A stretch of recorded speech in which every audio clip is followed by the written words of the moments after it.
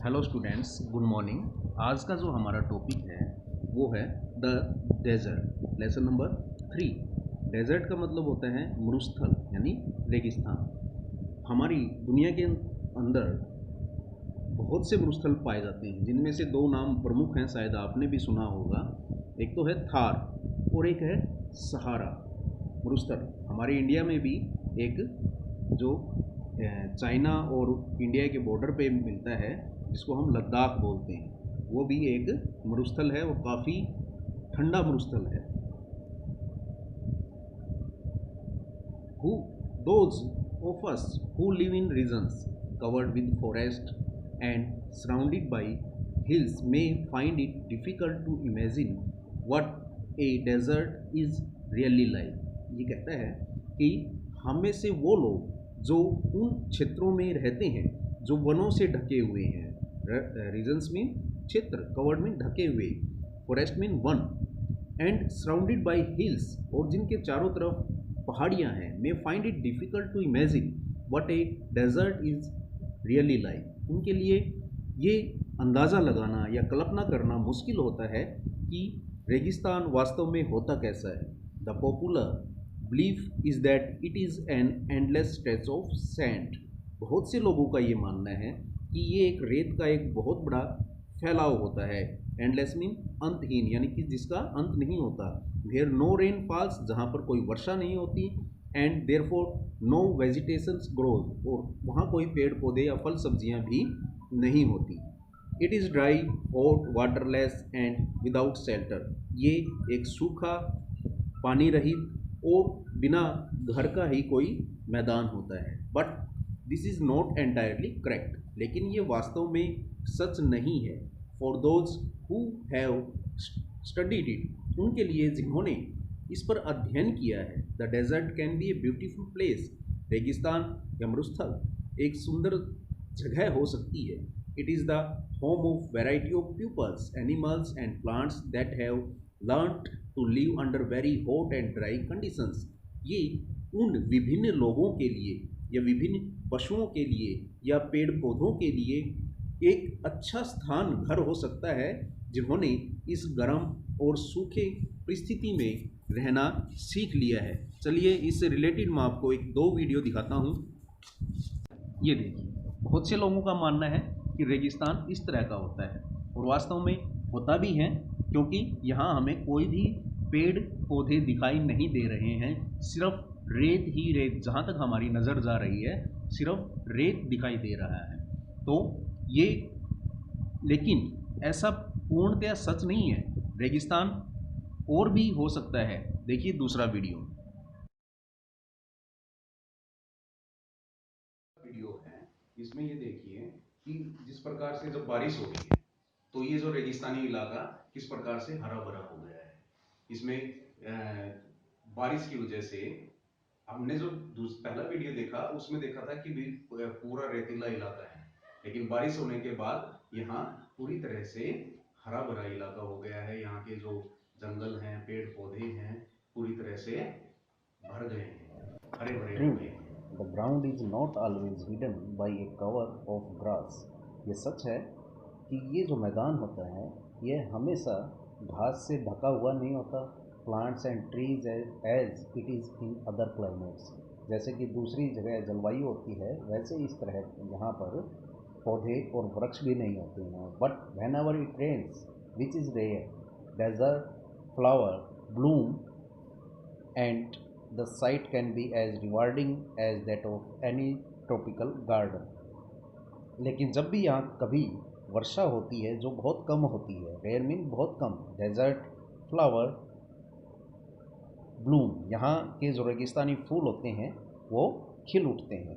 And the sight can be as rewarding as that of any tropical garden. और जो यहाँ का दृश्य होता है वो किसी भी कटिबंधीय जो बगीचे होते हैं, उष्णकटिबंधीय जो बगीचे होते हैं, उस तरह का दिखाई देने लगता है वहाँ का दृश्य। A desert is not always a flat unchanging wasteland of dry sand. यहाँ का जो रेगिस्तान होता है वो हमेशा सपाट, फ्लैट मीन सपाट, अनचेंजिंग वेस्टलैंड या व्यर्थ की कोई सूखी रेत की तरह कोई व्यर्थ भूमि नहीं होती है। It may have mountains and hills, it may have an Oasis big और small.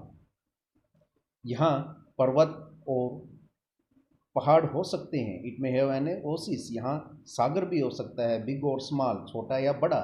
N oasis is like a green island in the middle of a desert where a spring or a well gives plants and trees a better chance to grow. यानी कि यहाँ एक हरा भरा द्वीप बिल्कुल रेगिस्तान के मध्य में हो सकता है, जो स्प्रिंग यानी वसंत ऋतु में पेड़ पौधे यहाँ अच्छे तरीके से उगने का मौका मिलता है उनको। ए डेजर्ट में be hot like the Thar और कोल्ड लाइक लद्दाख।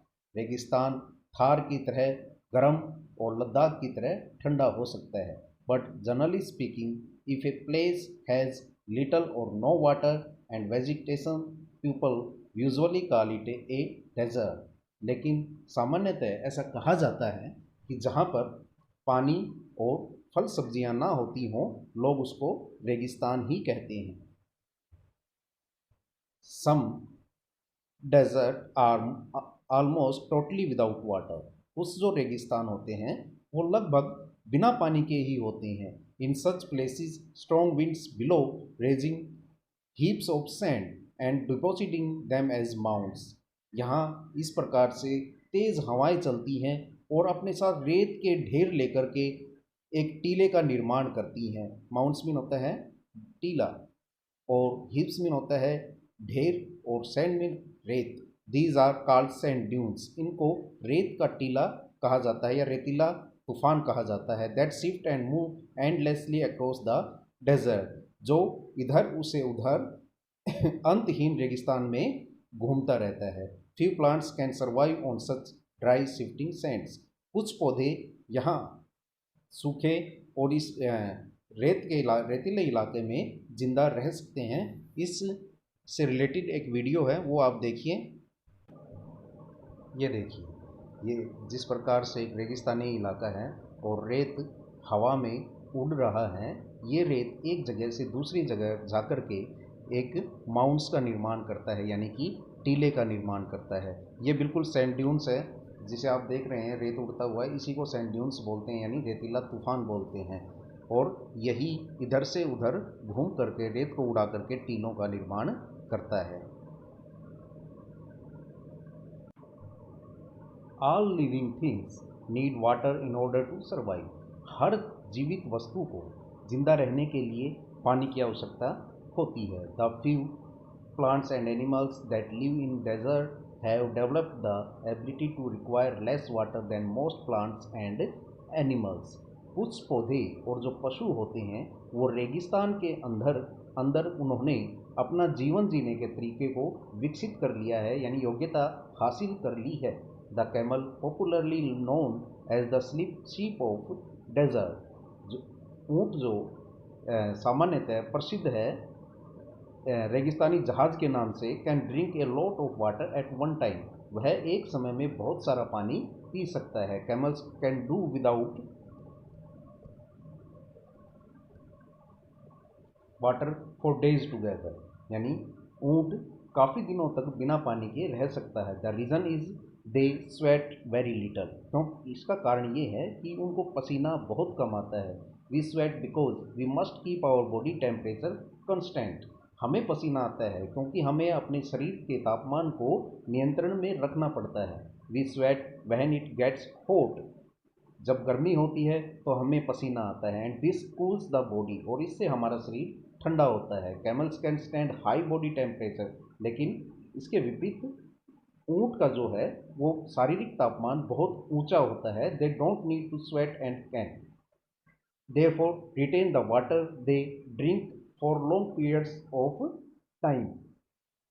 और ऊँट का जो तापमान होता है वो बड़ा ऊंचा होता है। The smaller desert animal do not drink water, जो रेगिस्तान के जो छोटे जीव होते हैं, पशु होते हैं, वो पानी नहीं पीते। द ब्यूरो मीन होता है भूमि को खोदना, अंडरग्राउंड भूमिगत होना। ड्यूरिंग द हॉट डे वे गर्मियों के दिनों में भूमि खोदकर भूमिगत हो जाते हैं। And come out at night to eat, और रात के समय खाना खाने के लिए बाहर आते हैं। Some of them eat other animal and get the water they need from the moisture in the meat. उनमें से कुछ दूसरे जानवरों को खाते हैं और उन्हें जितना पानी चाहिए उसे मांस की नमी से प्राप्त कर लेते हैं। मीट मीन होता है मांस, मॉइस्चर मीन नमी। Others eat plants and seeds and get the water they need from plant juices. और जो दूसरे कुछ अन्य जो जानवर होते हैं वो पौधों और बीजों को खाते हैं और उन्हें जितना पानी चाहिए उसे पौधों के रस से प्राप्त कर लेते हैं। इसके रिलेटेड 2 वीडियो हैं, आप देख लीजिए।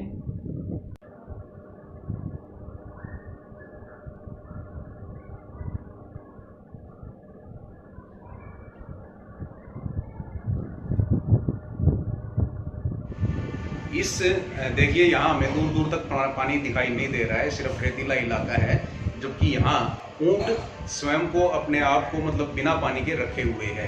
इसका कारण यही है कि ऊंट जो है काफ़ी दिनों तक पानी को अपने अंदर स्टोर करके रखता है और फिर यहाँ रहता है। और ये देखिए इस जीव को तो हम सभी जानते हैं, ये नेवला है, ज़्यादातर रेगिस्तानी इलाकों में पाया जाता है। ये हमारे इलाकों में भी पाया जाता है, लेकिन रात के समय ये रेगिस्तानी इलाकों में बाहर निकलता है खाने के लिए, और दिन के समय में जो है ज़मीन के अंदर ज़मीन की खुदाई करके भूमिगत हो जाता है। तो इस प्रकार के बहुत से जीव जो है रेगिस्तानी इलाकों में रहते हैं, जो अपना जीवन चलाते हैं, कुछ पौधों को खा करके, बीजों को खा करके, और कुछ दूसरे जीवों को खा करके जो रेगिस्तानी जो पौधे होते हैं वे उस जीवन के अनुसार अपने आप को ढाल लेते हैं जैसा जीवन वे बिताते हैं। Cactus plants store water in their thick stems, और जो कैक्टस का जो पौधा होता है वो अपनी मोटे तनों में पानी को स्टोर कर लेता है, जमा कर लेता है। Their roots lie close to the surface of the ground and quickly absorb the moisture from the light rains and occasionally fall.